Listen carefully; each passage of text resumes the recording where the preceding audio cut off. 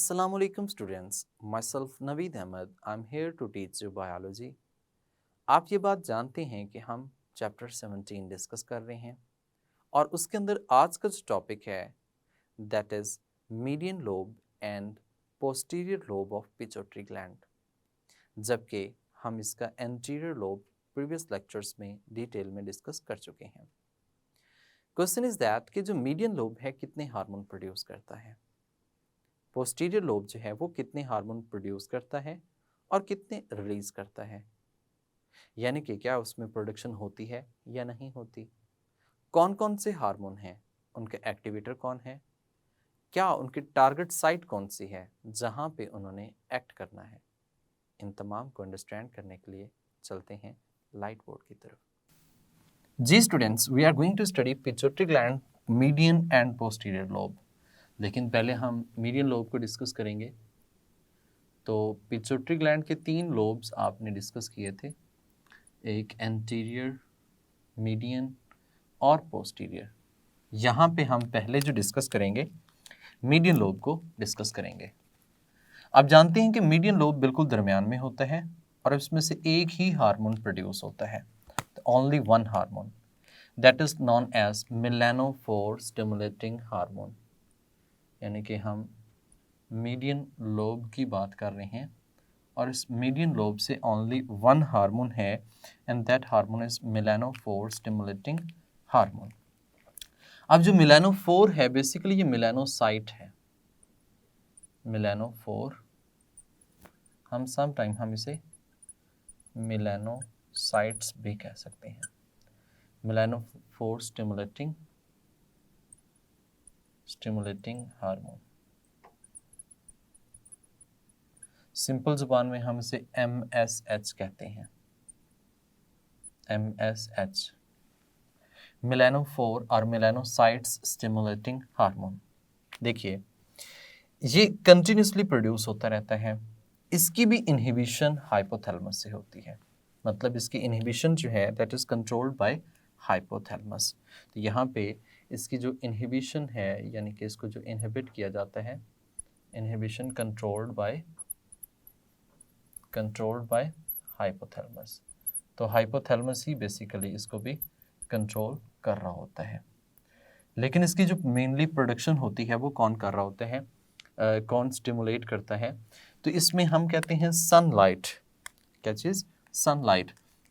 जो सनलाइट है, सूरज की रोशनी जब ये इंसान की बॉडी पे पड़ती है, जिस्म पे पड़ती है, तो स्किन सेल्स जो हैं वो मेलानिन प्रोड्यूस करते हैं, that is in response to melanocyte stimulating hormone. जैसे ही सनलाइट पड़ेगी तो इससे क्या प्रोड्यूस होगा? Melanophore stimulating hormone. These will stimulate melanocytes. ये किसको स्टिमुलेट करेंगे?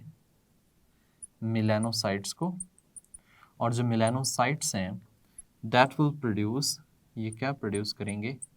मेलानिन प्रोड्यूस करेंगे। मेलानिन, ये जो मेलानिन है that is skin darkening pigment. Skin darkening pigment, ये स्किन को डार्क करने में इन्वॉल्व होता है। हम ऐसे नहीं कहते कि जो ब्राउन पिगमेंट है, ये ब्राउन पिगमेंट जो स्किन को डार्क कर रहा होता है दैट इज मेलानिन। ये मेलानिन है। आप ऐसे भी कह सकते हैं ब्राउन पिगमेंट। तो जो बॉयज़ मतलब कि ब्राउन होते हैं, या आप ऐसे कह सकते हैं कि जिनका स्किन कलर डार्क होता है, तो उनके अंदर मेलानिन का कंपोनेंट जो है वो ज़्यादा होता है। अब फीमेल्स की बात करें ना, तो फीमेल्स में जो एडल्ट फीमेल यानी प्रेग्नेंट फीमेल होती हैं, प्रेग्नेंट फीमेल के अंदर भी हम कह सकते हैं मेलानिन की प्रोडक्शन ज़्यादा हो जाती है, इंक्रीज हो जाती है और उसका कंप्लेक्शन थोड़ा सा डार्क हो जाता है। तो ये जो हम कह सकते हैं कि प्रेग्नेंट फीमेल के अंदर, और दूसरा जहाँ सनलाइट के रिस्पॉन्स में, तो इसमें ये प्रोडक्शन होती है। अगर बहुत ज़्यादा प्रोडक्शन हो रही है that is related to this disorder and that disorders will be in Addison's disease. Addison's disease, ये जो एडिसन डिजीज़ है इसमें हम कह सकते हैं बहुत ज़्यादा huge increased amount of melanin जो है वो प्रोड्यूस होता है, एंड डार्कनिंग ऑफ स्किन, और स्किन जो होती है वो ब्लैक या फिर आप ऐसे कह सकते हैं डार्क हो जाती है। डार्कनिंग ऑफ स्किन, स्किन जो है वो टोटली डार्क जो है वो हो जाती है due to the Addison disease की वजह से। देखिए अल्लाह ताला ने हमारी बॉडी के अंदर ये मैकेनिज़्म बहुत अच्छा रखा हुआ है। देखिए हम जब बात करते हैं ना सनलाइट की, तो सनलाइट के रिस्पॉन्स में हमारी स्किन डार्क हो जाती है। इसकी ख़ास वजह है, देखें जब सनलाइट पड़ती है तो उस वक़्त क्या होता है कि मेलानोसाइट स्टिमुलेटिंग हार्मोन प्रोड्यूस करके मेलानिन प्रोड्यूस कर देते हैं, क्योंकि सनलाइट में मोस्टली यूवी रेज जब पेनिट्रेट होती हैं बॉडी के अंदर तो वो डिफरेंट म्यूटेशंस कॉज करती हैं। सो मेलानिन जो है उन यूवी रेज को प्रोटेक्ट करने में, इनहिबिट करने में, स्टॉप करने में इन्वॉल्व होता है।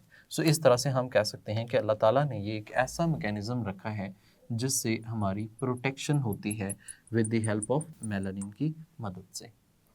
अच्छा नेक्स्ट पॉइंट है जी, ये हमने मीडियन लोब पढ़ा जिसमें से एक ही हार्मोन है and that hormone is MSH। अब हम बात करते हैं पोस्टीरियर लोब की। देखिए जब हम पोस्टीरियर लोब की बात करते हैं तो इसमें से दो हार्मोन रिलीज होते हैं, नॉट प्रोड्यूस। दो हार्मोन क्या होते हैं?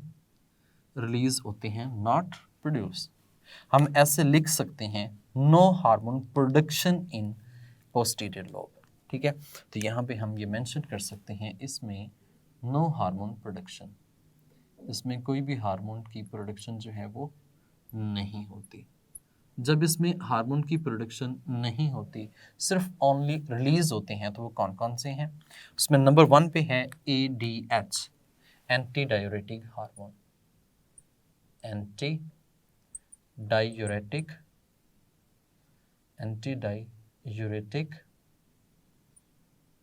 डायूरेटिक हार्मोन, इसे हमने ADH कहा। इसी का कॉमन नेम हम इसी को वैसोप्रेशन के नाम से भी मेंशन करते हैं, वैसोप्रेशन। तो एंटी डायूरेटिक हार्मोन और वैसोप्रेशन, ये हार्मोन जो है वो हम कह सकते हैं कि हाइपोथैलेमस से प्रोड्यूस होते हैं, लेकिन रिलीज जो होता है वो पोस्टीरियर लोब में होता है और पोस्टीरियर लोब से पूरी बॉडी में जाता है जहाँ पे इसकी वर्किंग होती है। तो इसका जो मेनली एक्शन है इसका, यानी कि हम ऐसे कह सकते हैं एक्टिवेटर पहले डिस्कस कर लेते हैं कि ये किसके रिस्पॉन्स में प्रोड्यूस होती हैं। एक्टिवेटर दैट इसका जो एक्टिवेटर है लो ब्लड प्रेशर। अगर ब्लड प्रेशर BP कम हो जाता है उस वक़्त लो ब्लड वॉल्यूम जो है वो लो हो जाए, और लो ऑस्मोटिक बैलेंस जो है उसमें प्रॉब्लम आ जाए, या फिर हम ऐसे कह सकते हैं कि low water content in blood, osmotic imbalance हम कह सकते हैं इसके रिस्पॉन्स में। तो ये जो चीज़ें हैं these are responsible for the production of ADH, और you can say that anti diuretic hormone और वैसोप्रेशन, बिकॉज जब ये लो होंगी उस वक्त ये प्रोडक्शन स्टार्ट हो जाएगा।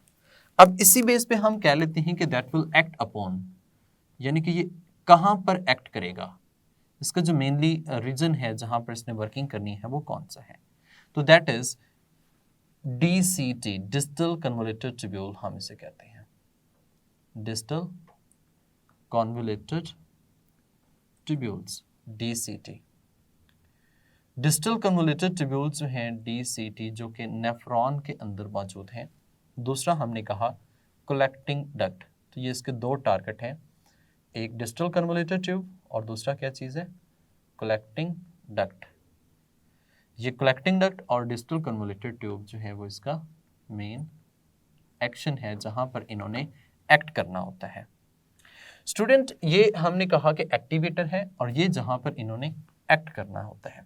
अब इसका रोल क्या है, यानी कि हम इसके काम की बात करें तो what it is going to perform, ये क्या काम परफॉर्म करने जा रहे हैं, तो इनका जो रोल होता है that is reabsorption of water की रीएब्जॉर्प्शन करवाना, यानी कि हम ऐसे कह सकते हैं रीएब्जॉर्प्शन ऑफ वाटर की रीएब्जॉर्प्शन करवाना। आप सिंपल ऐसे कह सकते हैं कि जो डिस्टल कन्वोल्यूटेड ट्यूब्यूल्स हैं और कलेक्टिंग डक्ट हैं, ये हैं रीनल ट्यूब्यूल्स। कैसी हैं? Renal tubules.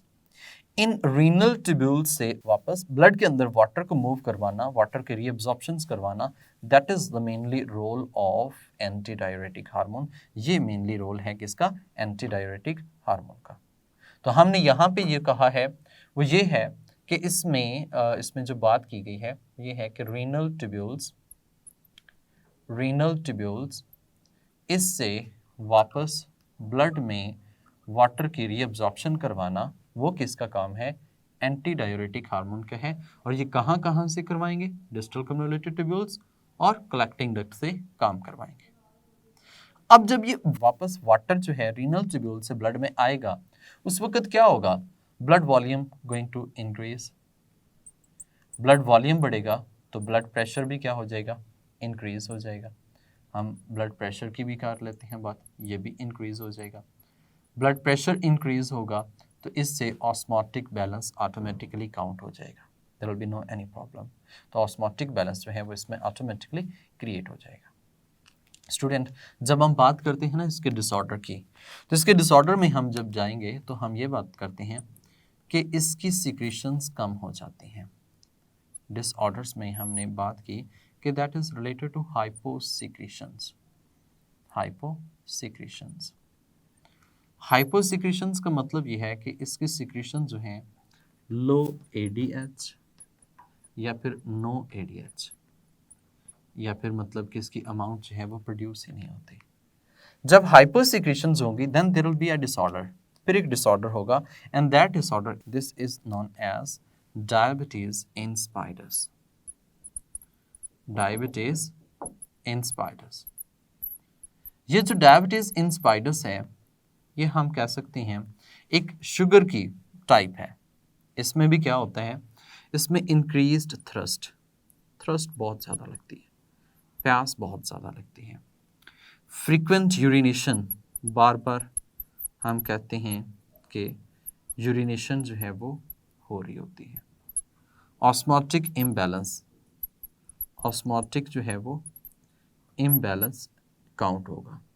ऑस्मोटिक इम्बैलेंस इस सेंस में कह सकते हैं कि बेसिकली जो बॉडी के अंदर ब्लड और वाटर का कंटेंट होता है वो इम्बैलेंस जो है वो काउंट होगा। ऑस्मोटिक इम्बैलेंस काउंट हो सकता है। अब ग्रेट थ्रस्ट की वजह से ही बार बार हम कह सकते हैं फ्रीक्वेंट यूरिनेशन होगी, ऑस्मोटिक इम्बैलेंस होगा, इंक्रीज थ्रस्ट, और इस तरह से ब्लड प्रेशर प्रॉब्लम्स जो हैं वो भी क्रिएट होंगी। ब्लड प्रेशर प्रॉब्लम्स जो हैं वो भी क्रिएट होती हैं। अच्छा, नेक्स्ट एक हार्मोन है जिसको हम ऑक्सीटोसिन के नाम से जानते हैं। मतलब इसका जो सेकंड हार्मोन है that is named as oxytocin. ये ऑक्सीटोसिन है। अच्छा, चलें इसको ज़रा ऑब्जर्व करते हैं। मीडियन लोब में हमने पहला हार्मोन डिस्कस किया, एक ही हार्मोन है मेलानोफोर स्टिमुलेटिंग हार्मोन। अब ये हार्मोन जो होता है ये हम कह सकते हैं इसकी इनहिबिशन जो होती है वो हाइपोथैलेमस से होती है, सनलाइट के रिस्पॉन्स में प्रोड्यूस होता है और ये मेलानिन की प्रोडक्शन करवाता है जो कि एक ब्राउन पिगमेंट है जिससे स्किन डार्कनिंग हो जाती है। ये प्रेग्नेंट फीमेल्स के अंदर इसका कंटेंट ज़्यादा होता है, सो इसकी प्रोडक्शन ज़्यादा होती है। एडिसन डिजीज़ के अंदर ये ब्लैक कलर हो जाता है, darkening of skin due to Addison, उसमें इस मेलानिन का कंटेंट बहुत ज़्यादा इंक्रीज कर जाते हैं। पोस्टीरियर लोब में से दो हार्मोन है, एक एंटी डाययूरेटिक हार्मोन और दूसरा कौन सा है? ऑक्सीटोसिन। एंटी डाययूरेटिक हार्मोन के एक्टिवेटर की बात करें तो इसमें low blood pressure, low blood volume, low water concentration या ऑस्मोटिक इम्बैलेंस, और ये एक्ट कहाँ पे करेगा? डिस्टल कन्वोल्यूटेड ट्यूब्यूल्स पर और कलेक्टिंग डक्ट पर। इसका जो काम है वो reabsorption of water from renal tubules to blood, तो रीनल ट्यूब्यूल से ब्लड की तरफ। जी स्टूडेंट्स, यहाँ पे हमने कहा कि एंटी डाययूरेटिक हार्मोन जो है वो प्रोड्यूस होता है, दूसरा हार्मोन जो है वो ऑक्सीटोसिन है, एंड इसका एक्टिवेटर जो है वो लो ब्लड प्रेशर, हम कहते हैं लो blood volume, low water content in blood, ये इसमें इसके एक्टिवेटर हैं। एक्ट कहाँ पे करता है? डिस्टल कन्वोल्यूटेड ट्यूब्यूल्स पर और कलेक्टिंग डक्ट पर एक्ट कर रहा होता है। स्टूडेंट, इसका जो रोल है, मतलब जिसका काम है वो ये है reabsorption of water from renal tubules to blood. Renal tubule से ब्लड में वाटर के रीअब्जॉर्प्शंस करवाना वो इसका काम होता है। अच्छा देखें, जैसे रीअब्जॉर्प्शन होगी ब्लड वॉल्यूम बढ़ना शुरू हो जाएगा, ब्लड प्रेशर नॉर्मलाइज हो जाएगा। डिसऑर्डर की बात करें तो ये हाइपोसिक्रेशंस मतलब इसकी डेफिशिएंसी हो जाती है। जैसे इसकी डेफिशिएंसी होगी तो हम ये कहते हैं कि ये लो एडीएच या नो एडीएच इसमें आएगा। इसकी वजह से डिसऑर्डर होगा जिसका नाम है डायबिटीज इंस्पाइडस। ये जो डायबिटीज इंस्पाइडस है ये थ्रस्ट कॉज करने में, फ्रीक्वेंट यूरिनेशन कॉज करने में, ऑस्मोटिक इम्बैलेंस और ब्लड प्रेशर जो है उसके रिलेटेड प्रॉब्लम्स जो हैं वो इसमें प्रोड्यूस होंगे। इससे नेक्स्ट पार्ट में हम डिस्कस करेंगे ऑक्सीटोसिन जो है इसका क्या रोल होता है। स्टूडेंट्स, हम डिस्कस कर रहे थे पिट्यूटरी ग्लैंड में पोस्टीरियर लोब को। ये जो पोस्टीरियर लोब है इसका एक हार्मोन जो था उसका नाम है ADH, या फिर हमने वैसोप्रेशन मेंशन किया। Now we are going to second hormone. That second hormone released here oxytocin. Oxytocin. अब ये बात तो हम जानते हैं कि पोस्टीरियर लोब में प्रोडक्शन जो है वो तो हाइपोथैलेमस में ही होती है। सो ऑक्सीटोसिन हार्मोन भी हाइपोथैलेमस में प्रोड्यूस होता है। हाइपोथैलेमस में प्रोड्यूस होने के बाद स्टोर होता है एक्सोन एंडिंग में। वहाँ से फिर जो स्टोरेज फॉर्म से आगे फिर एक्सक्रीट आउट होगा किसके अंदर? ब्लड के अंदर। तो इसका जो एक्टिवेटर है वो कौन है? एक्टिवेटर। तो स्टूडेंट, जो ऑक्सीटोसिन है इसके एक्टिवेटर की बात की जाए तो दो एक्टिवेटर मेनली काउंट होते हैं। एक तो है, हम इसे कहते हैं distension of cervix. Distension of cervix, cervix का डिस्टेंड होना। और ये जो डिस्टेंशन होती है ड्यूरिंग बर्थ होती है। ड्यूरिंग बर्थ के दौरान जो है वो इसकी डिस्टेंशन होती है। दूसरा हम कहते हैं that is Suckling action of baby. Suckling action of baby. Suckling action of baby on mammary gland. On mammary gland. वहाँ पे जब सकलिंग एक्शन होता है तो उस वक़्त भी इसकी प्रोडक्शन होना स्टार्ट हो जाती है। तो कितने पॉइंट्स हमने बताए? दो। एक तो हमने कहा सकलिंग एक्शन और दूसरा जो है वो डिस्टेंशन ऑफ सर्विक्स। ये ऑक्सीटोसिन के स्टिमुलेटर काउंट होते हैं। स्टिमुलेटर मतलब जो स्टिमुलेट करते हैं इसकी प्रोडक्शन को। नेक्स्ट हम पॉइंट कर लेते हैं कि इसका रोल क्या है, इसका काम क्या है, या फिर ये कहाँ पर एक्ट करते हैं।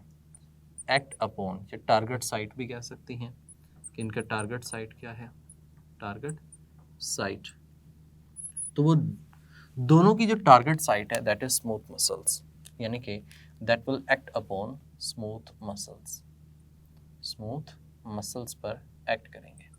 And you know that smooth muscles होते हैं वो आपकी मर्जी के मुताबिक कॉन्ट्रैक्ट नहीं करते, बल्कि ये ऑटोमेटिक होते हैं और ये हार्मोनल अंडर कंट्रोल होते हैं, बाकी नर्वस सिस्टम के अंडर कंट्रोल होते हैं। डिफरेंट तरह से ये अंडर कंट्रोल जो है वो आते हैं, तो ये आपकी मर्जी के मुताबिक नहीं होते। तो यहाँ पे हम जब बात करते हैं डिस्टेंशन ऑफ सर्विक्स की, तो ये दोनों तरह से एक्टिंग कर रहे होते हैं। एक हम कहते हैं डिस्टेंशन ऑफ सर्विक्स। तो जब ये डिस्टेंशन ऑफ सर्विक्स हो रही होती है, डिस्टेंशन ऑफ सर्विक्स है, तो उस वक़्त इनका जो टारगेट होगा these are smooth muscles of uterus. उस वक़्त किस पर एक्ट करेगा? यूट्रस पर मसल एक्ट करेगा। And you know that uterus के अंदर एक लेयर होती है, मिडल लेयर, जिसे हम मायोमेट्रियम कहते हैं। ये मायोमेट्रियम पर एक्ट करता है। सेम यहाँ पे हम बात करें, जब ये सकलिंग एक्शन परफॉर्म करता है, यानी कि सकलिंग एक्शन के रिस्पॉन्स में that will act upon smooth muscles of breast कह सकते हैं, या फिर मेमरी ग्लैंड जो हैं उनके स्मूथ मसल्स के ऊपर, मेमरी ग्लैंड के ऊपर स्मूथ मसल्स के ऊपर ये एक्ट करता है।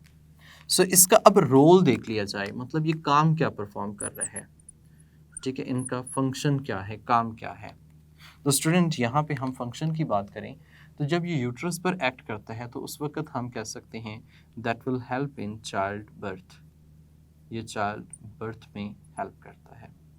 इस तरह से हेल्प करता है कि uterus push baby outward. Uterus जो होती है वो बेबी को बाहर की तरफ आउटवर्ड जो है वो पुश कर रही होती है।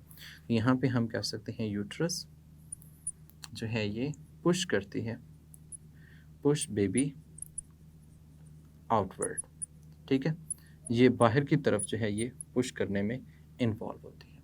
या फिर हम ऐसे भी कह सकते हैं कि इसकी वजह से एक्सपेल आउट, यूट्रस जो है वो बाहर की तरफ यानी कि बेबी को एक्सपेल कर रही होती है। तो चाइल्ड बर्थ में, डिलीवरी में, पार्चुरेशन में हेल्प आउट कर रही होती है।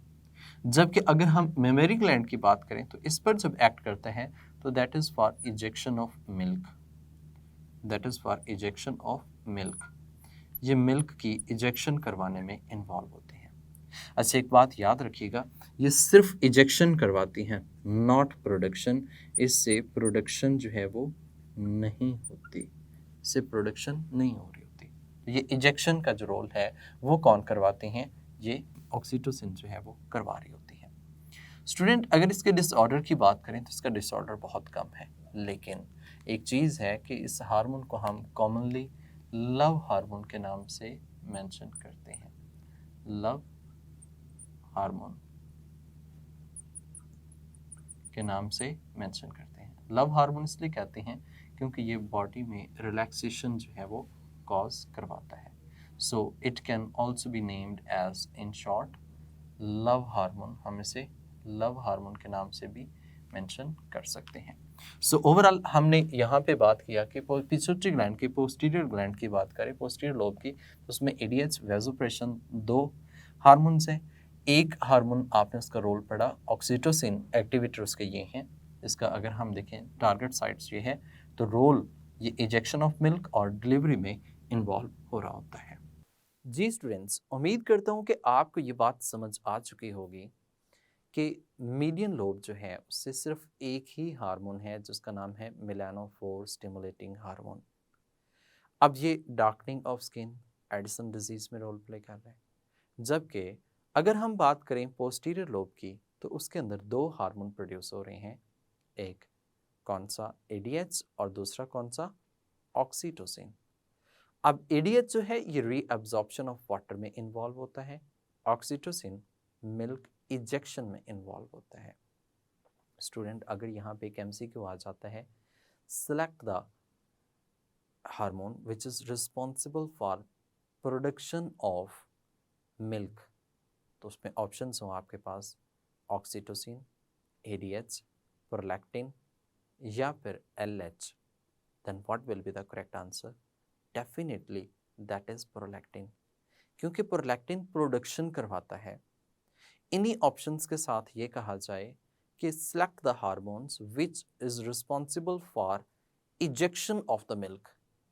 जब इजेक्शन ऑफ द मिल्क की बात की जा रही है तो उसमें डेफिनेटली ऑक्सीटोसिन इन्वॉल्व होगा, because it is responsible to act upon smooth muscles of the body, जिसमें ये मेमोरी ग्लैंड और यूट्रस के स्मूथ मसल्स पर एक्ट करने में इन्वॉल्व होता है।